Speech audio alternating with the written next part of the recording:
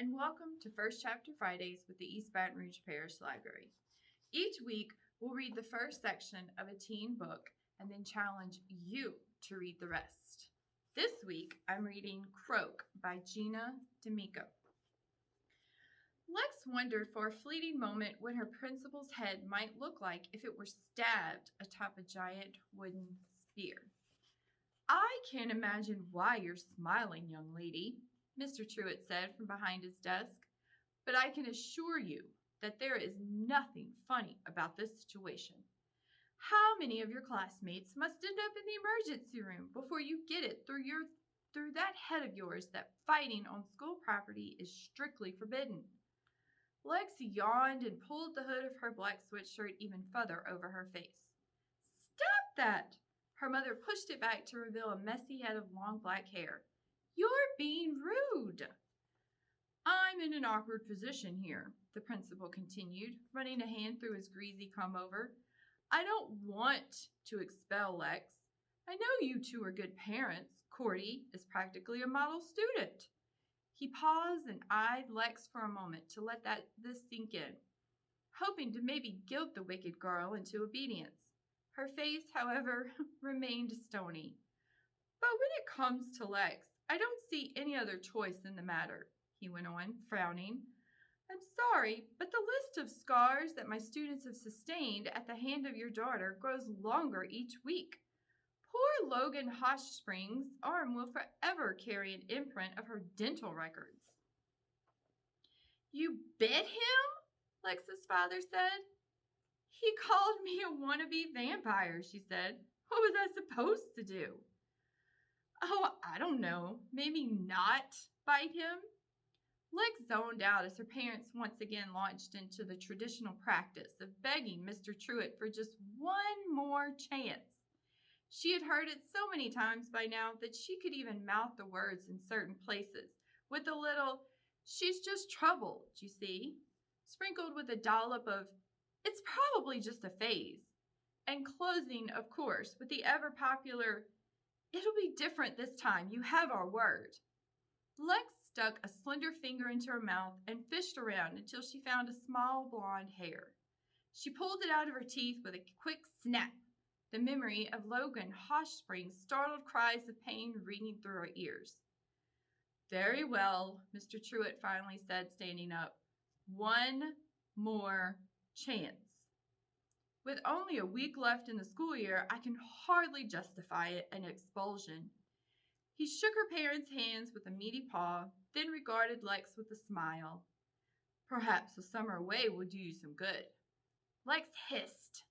As she was yanked out to the parking lot, however, the principal's cryptic farewell began to trouble her, and something about the way he had smiled, the way doctors beam at children right before jabbing them with tetanus shots, felt very ominous. "What did he mean, a summer away?" she asked. "I knew you weren't listening," said her mother. "We'll talk about it over dinner." "Can't wait," Lex said as her father shoved her into the back seat, taking note of the adorable way he attempted to engage the child's safety lock without her noticing. Lexington Bartleby, age 16, had spent the last 2 years transforming her squeaky clean straight-A life into that of a hooligan, a delinquent, a naughty little rapscallion, as it were. To the untrained eye, it appeared as though Lex had simply grown bored. She had begun acting out in every way that a frustrated bundle of pubescent possibly could. She stole things, she swore like a drunken pirate, and she punched people. A lot of people. Nerds, jocks, cheerleaders, goths, gays, straights, blacks, whites, that kid in the wheelchair. No one was safe. Her peers had to admire her for that, at least. Tyrannosaurus Lex, as they called her, was an equal opportunity predator. But something about this transformation didn't quite add up. Her outbursts were triggered by the smallest of annoyances, bubbling up from nowhere, no matter how hard she tried to resist them. And worse still, they seemed to grow stronger as time went on. By the end of Lex's junior year, every swear word was reverberating at a deafening volume, and each human punching bag lost at least one of his or her permanent bicuspids. Parents, teachers, and classmates were stymied by the atrocious behavior of the menace in the black hoodie. These crime sprees simply did not fit with the bright, affable Lex everyone had known and loved for 14 years prior. Even her twin sister, Concord, who knew her better than anyone, could not come up with a way to unravel this massive conspiracy. Lex was furious at something, and no one could figure out what.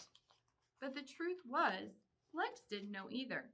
It was as if her psyche had been infected with an insidious pathogen, like the viruses in all those zombie movies that turn otherwise decent human beings into bloodthirsty, unkept maniacs who were powerless to stop themselves from unleashing their wrath upon the woefully underprepared masses. She just felt angry all the time at absolutely nothing. And whenever she tried to pinpoint the reason why, no matter how hard she tried, she was never able to come up with a single solitary explanation. To find out what happens next, read Croak by Gina Damico. You can give us a call and pick it up at any one of our branches, or you can check Overdrive and Libby and check it out from there. Happy Friday!